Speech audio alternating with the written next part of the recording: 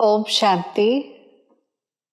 हम राजयोग के बारे में सुन रहे थे, 7 दिन का कोर्स कर रहे थे और पहला लेसन जो है आत्मा का वो चल रहा है, जिसमें हमने जाना कि आत्मा की 3 फैकल्टीज हैं, मन, बुद्धि और संस्कार।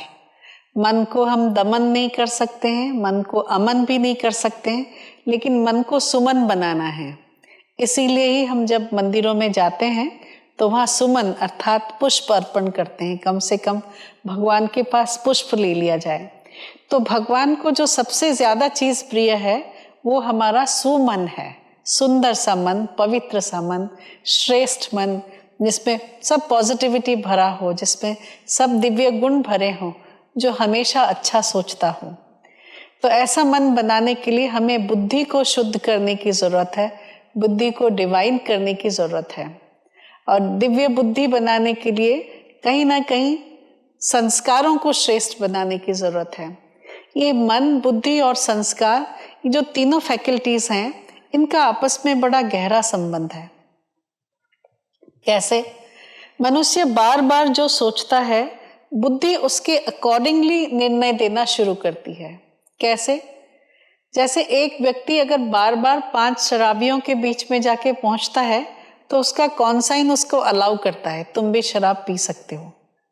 बुद्धि ने ग्रीन सिग्नल दे दिया, मन किया, बुद्धि ने ग्रीन सिग्नल किया, फिर वो पीने लगता है। जब 5-7 बार पी लेता है वो एक अच्छा शराबी बन जाता है। फिर क्या होता है, उसका मन फिर शराब की तरफ खींचा जाता है। वैसे ही पॉजिटिविटी के लिए भी, जब आप श्रेष्ठ संगत में जाते हैं, अच्छे लोगों के बीच में बैठते हैं, आपका मन किया कि मैं कुछ अच्छा बनूं, आपने अच्छे लोगों की संगति की, कुछ पॉजिटिव एक्टिविटी किया, ये आपको बार बार वहाँ खींचता है। मन आपको, बुद्धि आपको अलाउ करता है, बुद्धि कहता है ये बहुत अच्छा है, ये मुझे करना चाहिए। मन बुद्धि के इस संघर्ष से जो कुछ हमने किया वो हमारा संस्कार बन गया। आत्मा जो कुछ भी मन और बुद्धि के संघर्ष में करती है, वह करने से अपने आप को रोकती है, वो उसका इम्पैक्ट आत्मा का संस्कार के रूप में आत्मा में पड़ता है। और जैसा संस्कार होता है वैसा ही मन चलने लगता है। ठीक है, हमारे कई बार आप देखते हैं कि मनुष्य आत्मा चाहती नहीं है कि मैं ऐसा करूं, लेकिन कर बैठती है। बहुत बार आप देखते हैं कि मैंने तो ऐसा सोचा नहीं था, लेकिन पता नहीं मुझसे ऐसा क्यों हो जाता है। जो हम नहीं चाहते हैं वो कर बैठते हैं, क्रोध करना नहीं चाहते हैं कर लेते हैं, और जहाँ जाना नहीं चाहते हैं वहाँ चले जाते हैं। तो ये सब हमारे साथ ऐसा क्यों होता है? एक्चुअली ये सब हमारे पुराने संस्कारों के कारण होता है। ह्यूमन पर्सनालिटी एक वंडरफुल पर्सनालिटी है, वो एक आइसबर्ग की तरह है। जैसे आइसबर्ग, कई बार बड़े बड़े हिमशिला आइसबर्ग होते हैं, अगर हवा दक्षिण से उत्तर की तरह है तो मेनी अ टाइम्स वो हिमशिलाएं पूर्व से पश्चिम की तरह जाने लगती हैं।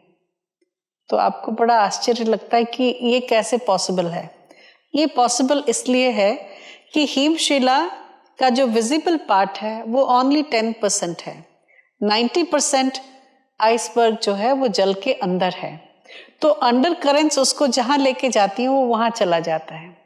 वैसे ही हमारा संस्कार जिसको हम डिस्कवर नहीं कर पाए, अनडिस्कवर्ड संस्कार जो है किसी भी आत्मा की पर्सनालिटी का, वो 90% है। किसी भी व्यक्ति को जितना कोई जान सके, मैक्सिमम 5 to 7% ही जान पाता है। किसी भी व्यक्ति को 10% जान पाना भी खुद उसके लिए मुश्किल है। माताएं कहती है ना, माँ कहती है बच्चे को, मैं तुम्हें तुमसे ज्यादा अच्छी तरह से जानती हूँ। दोस्त लोग कहते हैं, अरे तुम्हें मैं बहुत अच्छी तरह से जानता हूँ। कोई भी व्यक्ति हमें जानते हैं, कुछ भी जान करके मैक्सिमम 10% हमारी पर्सनालिटी का कहीं ना कहीं उसकी विजिबिलिटी हो सकती है, लेकिन 90% ऑफ आवर पर्सनालिटी वो अननोन है। वो जैसे कि अंडर करंट है, वो हमें यहाँ से वहाँ, वहाँ से यहाँ ले जाता है। कई बार हम सोचते हैं बचपन में तो हम बहुत अच्छे थे, लेकिन अब बड़े हो गए तो ऐसे क्यों हो गए हैं। तो वो संस्कार अलग अलग समय पे जैसे उभरता है, सिचुएशंस को देख करके और बहुत सारी चीज़ें उसे इन्फ्लुएंस करती है जिसके कारण वो संस्कार बाहर आते हैं। तो 90% संस्कार जो है वो अंडर करेंट्स की तरह हमारे भीतर है, जो हमें इन्फ्लुएंस करते हैं, हमारा मन उसी हिसाब से सोचता है। तो ये 3 बड़े बड़े फैकल्टीज आत्मा में हैं, मन, बुद्धि और संस्कार। उससे भी 3 और सूक्ष्म शक्तियां हैं आत्मा की, वो है स्मृति, वृत्ति और अनुभूति, मेमोरी, इंटेंशन एंड एक्सपीरियंस। ठीक है, ये सब चीजें भी आपस में बहुत मिली हुई हैं। हमारा मेमोरी भी कैसे डेवलप होता है, हमारी वृत्ति कैसे डेवलप होती है, अनुभूति पे बेस करती है। मतलब जो चीजें हमारी लाइफ में जाने या अनजाने हमारे साथ घटती है, वो कहीं ना कहीं मेमोरी में इम्प्रिंट होके रहती है, और जैसी मेमोरी होती है उस प्रकार से हमारी वृत्ति बनती जाती है, पता ही नहीं चलता है, और हमारी वृत्ति सूक्ष्म में वैसी बनती जाती है। और ये जो वृत्ति और स्मृति को लेकर के हमारी अनुभूति इन्फ्लुएंस होती है, अनुभूति इन्हें इन्फ्लुएंस करता है। तो ये जैसे कि मन से भी अति सूक्ष्म ये हमारी सूक्ष्म शक्तियां हैं। ठीक है, क्या है ये? वृत्ति, स्मृति और अनुभूति। कई बार कुछ लोग हमारे पास होते हैं जिनको देख के हमें बड़ा अच्छा लगता है, कुछ लोग होते हैं जो हमें अच्छे नहीं लगते हैं। कारण क्या है? कारण उनकी वृत्तियां हैं। ठीक है, जहां अच्छी वृत्ति वाले व्यक्ति होते हैं वो हमें अच्छे लगते हैं। वृत्ति अच्छी नहीं हो, भले वो हमसे प्यार से बात कर रहे होते हैं, लेकिन हम उनके साथ कंफर्टेबल नहीं हो पाते हैं। तो आत्मा की बहुत सूक्ष्म ये फैकल्टी है, वृत्ति, स्मृति, अनुभूति। आत्मज्ञान, सेल्फ रियलाइजेशन हमें इन सब चक्रों से, एक विशेष साइकिल है जो हमें ट्रैप करके अपने हिसाब से चला रही है, अंडर करेंट्स की तरह चला रही है। राजयोग, मेडिटेशन या सेल्फ रियलाइजेशन हमें इससे उभारता है। हम इनके कमांडर हो सकते हैं, अपने मन के, अपनी बुद्धि को दिव्य बना करके अपने संस्कारों को श्रेष्ठ बना सकते हैं, अपनी वृत्तियों को बहुत ऊंचा बना सकते हैं, अपनी स्मृतियों को श्रेष्ठ बना सकते हैं, अपनी अनुभूतियों को बहुत अच्छा बनाते हैं। परमपिता परमात्मा इस समय आकर के हमारी स्मृति को बहुत ऊंचा बनाते हैं, जिसके बारे में हम आगे के लेसन्स में बात करेंगे कि बहुत आध्यात्मिकता हमें कैसे हेल्प करती है अच्छा जीवन बनाने के लिए, क्योंकि आध्यात्मिकता हमारी स्मृति को इन्फ्लुएंस करती है।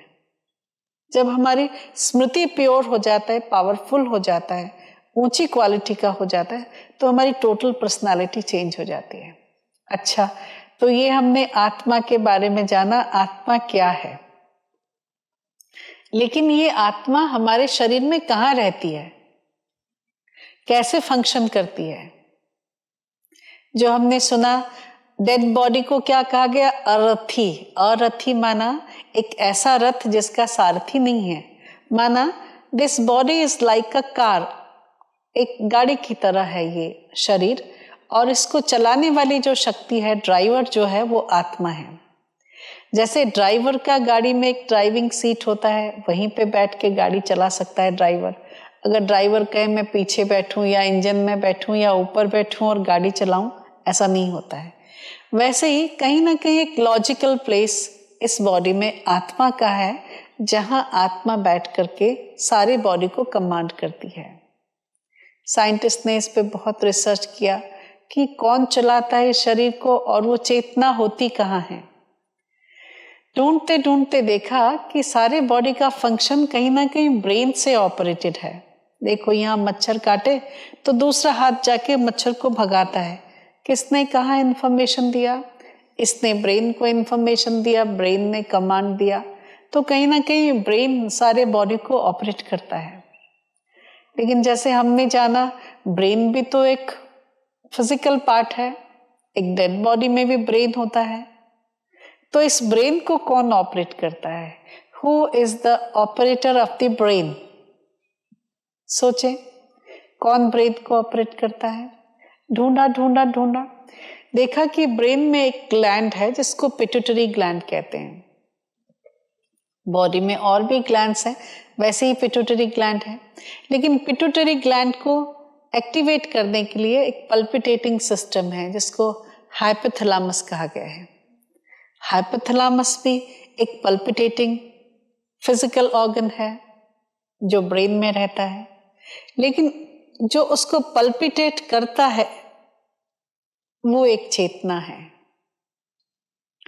वो चेतना कहीं ना कहीं हाइपोथैलेमस के पास पिट्यूटरी ग्लैंड में रह करके सारे बॉडी को कंट्रोल करती है, जो कि आध्यात्मिक भाषा में भ्रुकुटी के बीच में आत्मा निवास करती है। दो भ्रू लताओं के बीच एक कुटीर है जिसे भ्रुकुटी कहा गया है, सेंटर ऑफ द फोरहेड। उस भ्रुकुटी में आत्मा निवास करती है। ये कहीं स्किन पे नहीं, लेकिन डीप कहीं ना कहीं सेंटर पॉइंट है जहाँ पे हाइपोथैलेमस है, वहाँ आत्मा रहती है। साइकोलॉजिकली हम देखें, कहीं ना कहीं हम आत्मा को यहाँ ही ढूंढते हैं। जब कोई व्यक्ति परेशान होता है तो वो ऐसे बैठता है, मतलब कहीं यहाँ ढूंढता है कि हे आत्मन, तुमने क्या कर्म किया है जिसके कारण आज इतना बड़ा कंफ्यूजन आके खड़ा हुआ है। तो कहीं ना कहीं आत्मा ये है। सोशली हमारे यहाँ माताएं बहनें सिंदूर लगाते हैं, ठीक है। जब तक पति है तो माताएं सिंदूर लगाती हैं, मतलब ये श्री का सूचक है। और जब पति नहीं है तो उसे मिटा दिया जाता है, माना श्रीहीन है।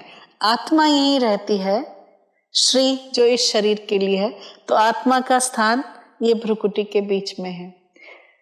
संत महंत जो भी साधु संत लोग हैं, पुजारी हैं, वो यहाँ पे तिलक लगाते हैं कि मैं आत्मा शांत स्वरूप हूँ। शांति का तिलक यहाँ लगाया जाता है, और ये स्थान है जो इस शरीर में आत्मा का रहने का स्थान है, ठीक है। तो शरीर के भ्रुकुटी के बीच में मुझ आत्मा का निवास स्थान है। यहाँ पे रह करके मैं आत्मा आंखों से देखती हूँ, कानों से सुनती हूँ, मुख से बोलती हूँ और बाकी सब कर्म करती हूँ, ठीक है। तो आत्मा का शरीर में कहाँ स्थान है वो हमने जाना। उसके बाद ये आत्मा आई कहाँ से है, कहाँ से आए हैं, हमें कहाँ जाना है। दे से लाइफ इज अ जर्नी, जिंदगी एक सफर है, जीवन एक यात्रा है। If at all life is a journey, तो इसका कहीं ना कहीं कोई ओरिजिन होना चाहिए और एक डेस्टिनेशन भी होना चाहिए।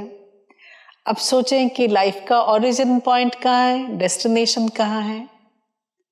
अगर हम जन्म को ओरिजिन समझें तो कहीं ना कहीं मृत्यु डेस्टिनेशन होना चाहिए, लेकिन मृत्यु किसी का डेस्टिनेशन नहीं है, क्योंकि हर एक यात्री अपने डेस्टिनेशन पे पहुंचने की बहुत तीव्र इच्छा रखता है, जबकि ऐसा मनुष्य के साथ नहीं होता है। तो मृत्यु डेस्टिनेशन नहीं है। तो क्या डेस्टिनेशन है, कौन सा ओरिजिन पॉइंट है? उस परम पिता परमात्मा ने हम सभी आत्माओं को एक सुंदर सीक्रेट बताया। वो ये कि हम सभी आत्माएं बेसिकली इस दुनिया की रहने वाली नहीं हैं। हमारा घर ब्रह्मलोक है। इसलिए जब कभी कोई शरीर छूटता है तो हम कहते ऊपर चला गया, स्टार बन गया। ये वाला स्टार नहीं, वो जो ब्रह्मलोक घर है, परम धाम घर, वहां पे आत्माएं स्टार मिसल छोटा छोटा ज्योति बिंदु रहती हैं। तो हमारा घर इस दुनिया से बहुत दूर है। क्या है ये दुनिया? इस समग्र दुनिया को ब्रह्मांड कहा जाता है। इस ब्रह्मांड में 3 लोक हैं। स्थूल लोक, जहां हम मनुष्य आत्माएं रहती हैं। स्थूल चर्म चक्षु से विश्व की, संसार की, कायनात की जिस परिधि को इंसान नाप सकता है, जहां तक भी पहुंच सकता है, वो स्थूल वतन है। उससे ऊपर एक सूक्ष्म देवलोक है, जहां 3 देवताएं ब्रह्मा, विष्णु और शंकर रहते हैं। उनसे भी बहुत ऊपर एक लाल प्रकाशमय दुनिया है, एक शांति का देश है, जिसे हम अपना स्वीट साइलेंस होम कह सकें। वो घर हम सभी आत्माओं का घर है। वास्तव में हम आत्माएं उस घर की रहने वाली हैं। इसलिए देखो, हर आत्मा को शांति प्रिय है।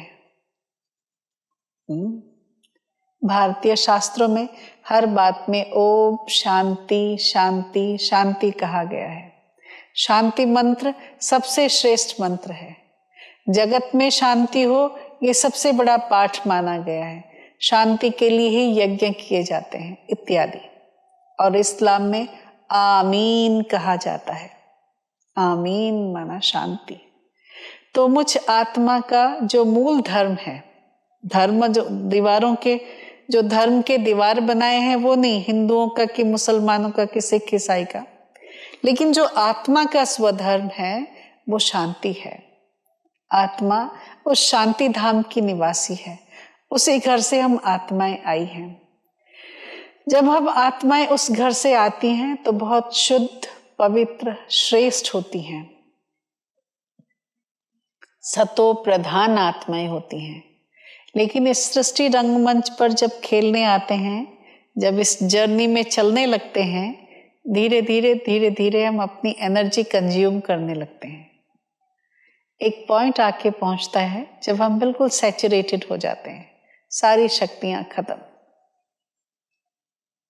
आत्मा तमो प्रधान बन जाती है, दुखी होती है, भगवान को बुलाती है। और इस दुख तमो प्रधानता से आत्मा को ऊपर जाना है।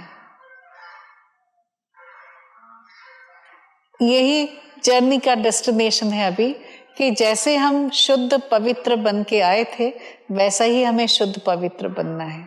कैसे ये सब होगा, क्या है यात्रा, क्या है जर्नी, वो सब हम आगे लेसन्स में पढ़ने वाले हैं। लेकिन ये आत्मा का नॉलेज रहा, 3 लोकों के बारे में हमने जाना। एक और पॉइंट आत्मज्ञान में हमको जानने की जरूरत है, वो ये है कि क्या मनुष्य आत्मा पुनर्जन्म लेती है? जी हाँ, आत्मा अजर अमर अविनाशी है, लेकिन शरीर विनाशी है। मनुष्य आत्मा एक शरीर धारण करती है, बाल अवस्था, युवावस्था, वृद्धावस्था, और देह त्याग कर देती है। देह त्याग करने पर देह मृत्यु को वर्ण करता है, आत्मा नहीं। आत्मा फिर क्या करती है? आत्मा जो इटर्नल एक्टर है, आत्मा which is set for an eternal journey, जो आत्मा जो कि एक अनंत यात्रा पर यात्री होकर के चल रही है, वो एक शरीर छोड़ने के बाद दूसरा शरीर लेती है। So death is not the end but a bend, एक टर्निंग पॉइंट है जहां से आत्मा टर्न करके फिर दूसरी यात्रा शुरू करती है। ठीक है, तो हम सभी आत्माओं ने अनेक जन्म लिया है। अनेक कितने? कई बार शास्त्रों में कहा गया कि 84 लाख योनियों में मनुष्य आत्माएं भ्रमण करती हैं। एक्चुअली नहीं, मनुष्य आत्माएं 84 लाख योनियों में भ्रमण नहीं करती हैं, लेकिन मनुष्य का ही शरीर धारण करती है।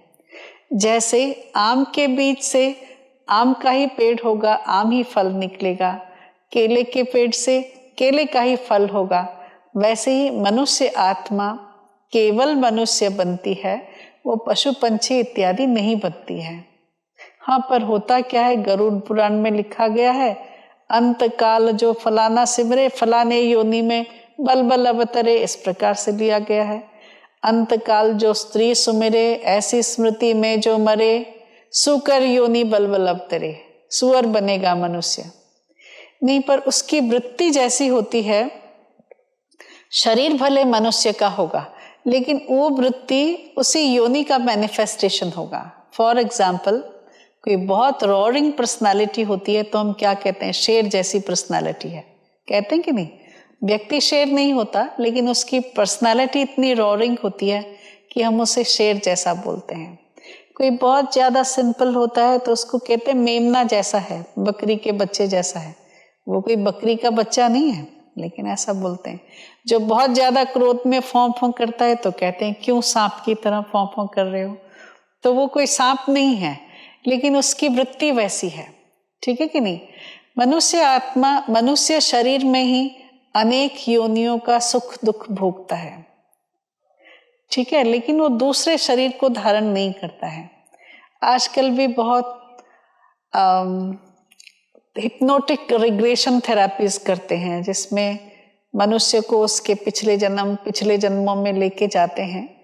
और उन लोगों ने भी यही एक्सपेरिमेंट किया है कि कहीं ना कहीं मनुष्य आत्माएं मनुष्य का ही जन्म लेती हैं, वो पशु पंछी का शरीर नहीं लेती हैं। तो इसलिए हम मनुष्य आत्माओं ने मनुष्य का शरीर धारण किया, हाँ, लेकिन मनुष्य शरीर में दिव्य गुण संपन्न जब हम रहते हैं, सतो प्रधान रहते हैं, तो हम देवताएं होते हैं। और जब देवत्व नहीं रहता है हमें, वो परिधि नहीं रहती है, वो शक्तियां नहीं रह जाती है, तो मानव और दानव से भी बदतर मानव हो जाता है। तो ये सब शरीर धारण करने वाली शक्ति आत्मा है, जो एक शरीर धारण करके क्या कहें उसको त्याग करके फिर दूसरा शरीर लेती रहती है। तो ये आत्मा के बारे में हमने लेसन जाना। सबसे पहली बात कि हम सभी एक शुद्ध पवित्र आत्मा हैं। दूसरी बात, आत्मा का इस शरीर में स्थान दो भ्रू लताओं के बीच, ये जो भ्रूकुटी है, इस भ्रूकुटी में आत्मा का निवास स्थान है।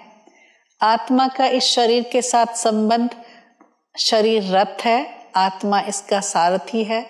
शरीर अगर गाड़ी है तो आत्मा इसका चालक ड्राइवर है, इसका कंट्रोलर, इसका मालिक, शरीर का मालिक आत्मा है। आत्मा है तो शरीर अमूल्य है, जीवन अमूल्य है। आत्मा चली जाए तो शरीर मूल्यहीन बन जाता है। तो ये आत्मा का शरीर के साथ संबंध है। आत्मा के इंग्रेडिएंट्स के बारे में हमने जाना। आत्मा में सुख, शांति, प्रेम, ज्ञान, शक्ति, पवित्रता और आनंद रूपी 7 इंग्रेडिएंट्स हैं। आत्मा के 3 फैकल्टीज हैं, मन, बुद्धि और संस्कार। सूक्ष्म 3 फैकल्टीज हैं, वृत्ति, स्मृति और अनुभूति। आत्मा इन सब को लेके कर्म करती है। एक और बात, आत्मा का असली घर, मूल वतन जिसे कहें, वो ब्रह्मलोक व परम धाम है। बहुत सुंदर श्लोक भगवद गीता में आता है। वो ऐसा स्थान है जहाँ सूर्य या चांद की किरणें नहीं पहुँचती है। यत् गत्वा ना निर्वत्यन्ते तद्धामम परमम मम। वो ऐसा स्थान है जहाँ पे पहुँचने के बाद फिर कोई वापस नहीं आता है, तो वो मेरा अपना घर है। तो वो परम धाम घर हर आत्मा पाठ बजाने के बाद वहाँ जाके पहुँचती है, फिर अपने अपने समय पे अभिनय करने के लिए इस रंगमंच पे आती है। तो वो मेरा घर है, जो शांति धाम है, परम धाम है, ऊंचे ते ऊंचा घर है। और उसके बाद मनुष्य आत्माएं केवल मनुष्य का जन्म लेती हैं, वो पशु पंछी इत्यादि नहीं बनती है। तो ये सारा जो हमने ज्ञान पाया सेल्फ रियलाइजेशन का, उसे हमें रियलाइज करने की जरूरत है।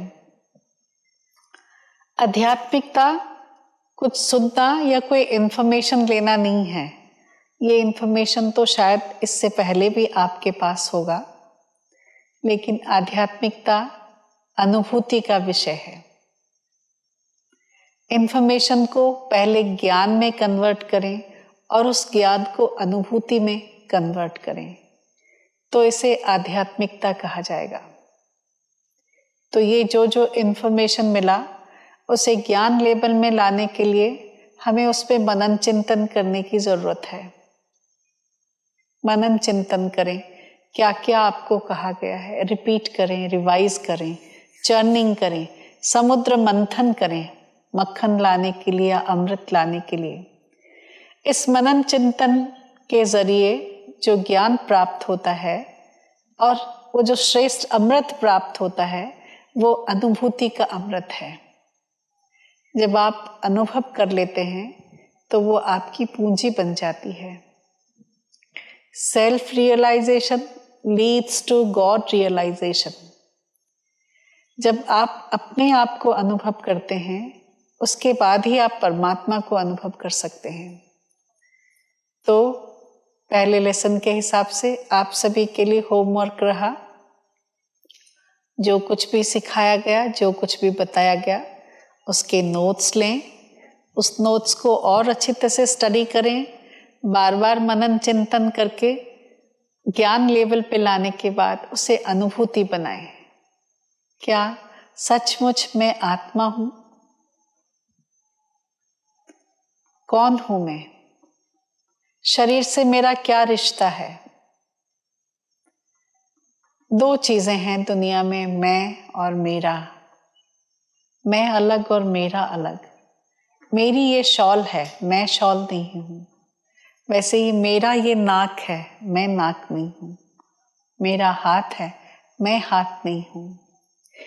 जब तक मैं चैतन्य आत्मा उपस्थित हूं, ये हाथ कार्य कर रहा है। जब मैं नहीं हूं तो ये हाथ को उठाने पर भी वो नीचे चला जाएगा। एक्सपीरियंस करके देखें, बार बार देखें। जैसे किसी इक्विपमेंट से मैं काम करता हूँ, चाकू से सब्जी काटता हूँ, वैसे ही इन हाथों से कर्म करता हूँ, पाँव से चलता हूँ। लेकिन इन सबके द्वारा कर्म कराने वाली चैतन्य शक्ति मैं आत्मा हूँ। इसे रियलाइज करें, एक्सपीरियंस करें और अपनी निधि बना लें। इस एक्सपीरियंस को बार बार मनन चिंतन करें, बार बार इसकी गहराई को समझें, तो आपको सेल्फ रियलाइजेशन होगा। और जो दूसरा लेसन इसके बाद है वो है गॉड रियलाइजेशन। कौन है भगवान? क्या इस सृष्टि का कोई मालिक है? क्या किसी ने इस सृष्टि को कभी बनाया होगा? कैसे बनाया होगा? किसने बनाया होगा? कौन वो विचित्र रचनाकार है? क्या सचमुच भगवान है? हैं तो कहाँ हैं? उनके साथ मेरा संबंध क्या है? इन सब बातों को जानने के लिए हम नेक्स्ट लेसन को सुनेंगे, परमात्मा का परिचय, दूसरा लेसन। और फिर उसमें सेल्फ रियलाइजेशन को आगे बढ़ाते हुए हम गॉड रियलाइजेशन करेंगे, परमात्मा को अनुभव करेंगे। ठीक है, आप सभी को फिर भी कोई प्रश्न हो तो प्रश्न पूछ सकते हैं। आपके निकट ही प्रजापिता ब्रह्मा कुमारी ईश्वरीय विश्वविद्यालय होगा, वहाँ से कांटेक्ट करें और अपने प्रश्नों का उत्तर पाएं। हमारे लिटरेचर भी बहुत अवेलेबल हैं, new beginning, 7 days course, 1 week course, ऐसा करके बहुत सारी किताबें हैं। और जिस पर्टिकुलर टॉपिक पे भी चाहिए उस पर्टिकुलर टॉपिक के भी बुक्स हैं जो आप मंगा सकते हैं और सुन सकते हैं। Thank you. ओम शांति।